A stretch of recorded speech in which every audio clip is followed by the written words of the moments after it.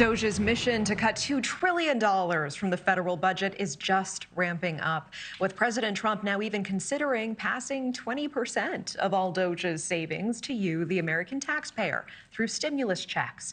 Elon Musk sharing today on X, quote, all federal employees will shortly receive an email requesting to understand what they got done last week. Failure to respond will be taken as a resignation.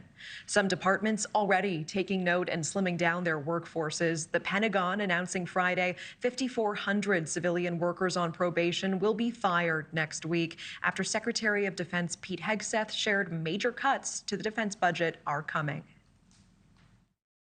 Now, beginning right away, we are pulling around 8% or $50 billion from the Biden budget. We're planning, this is planning for this year, that we will move away from woke Biden-era non-lethal programs. The Department of Government Efficiency now inspiring one lawmaker in Illinois to pen a proposal to bring DOGE to his state. Illinois State Representative John Cabello just spoke with us on NewsNation Prime last hour.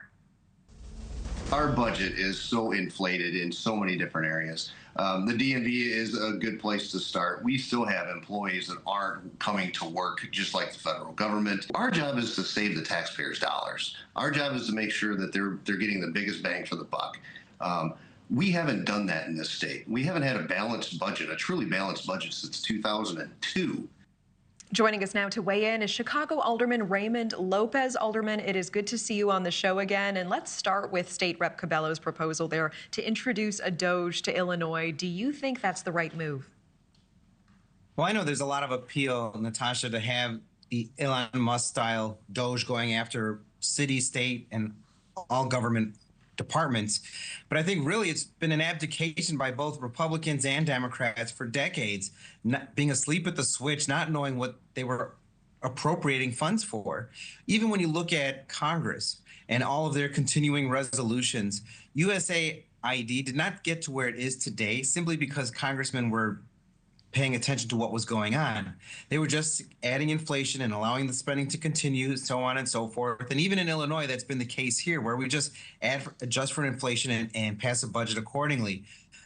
Any elected official, whether it's city council like myself, state representative, member of Congress, needs to take their fiduciary responsibility seriously and always go line by line and start their budgets from a zero-based budgeting and move their way upward. So are you in favor of DOGE coming to the state? You know, I think that DOGE can offer some guidance, but I think definitely you have enough smart individuals like the state rep and others who can do the work themselves. They know what they appropriate, and they need to start taking the governor and all their colleagues to task whenever they appropriate things without asking questions. Okay, let's move to ICE raid detentions in Chicago and Illinois. I know that Chicago was initially one of the first cities expected to be in the crosshairs. Has that panned out, and what kind of ICE activity have you been seeing recently? Well, at the start of the administration, I think within the first 13 days, we saw many of the federal alphabet agencies descending upon the city of Chicago, assisting Tom Homan in his mission to try to get those most dangerous in our communities out of our country. And we've kind of seen that plateau a little bit. And I think this frustration even mounting from what we hear from Tom Homan and President Donald Trump. And I think what we've seen is a lot of subversion from within the federal bureaucracy as well as locally to try and stymie their efforts.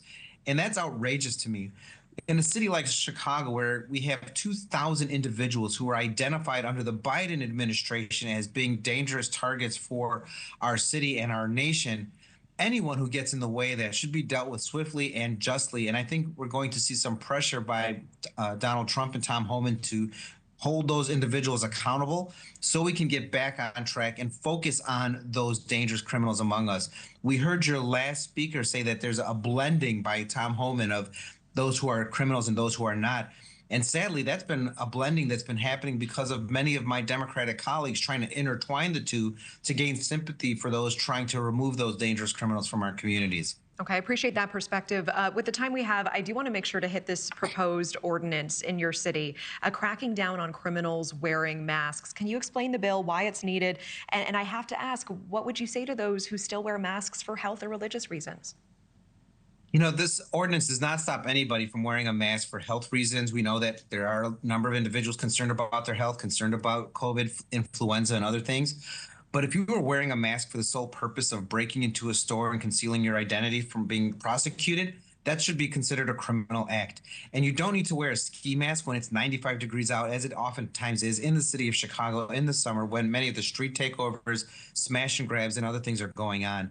So I think we can articulate, as the ordinance does, the difference between mask for health versus mask for criminality. And this used to be the law over a dozen years ago. So it's just returning some common sense into what we do nowadays to deal with current realities. Alderman Raymond Lopez, appreciate your time tonight. Thank you so much. Thanks for watching. Go to joinnn.com to find News Nation on your screen. And don't forget to click the red subscribe button below to get more of News Nation's fact-driven, unbiased coverage.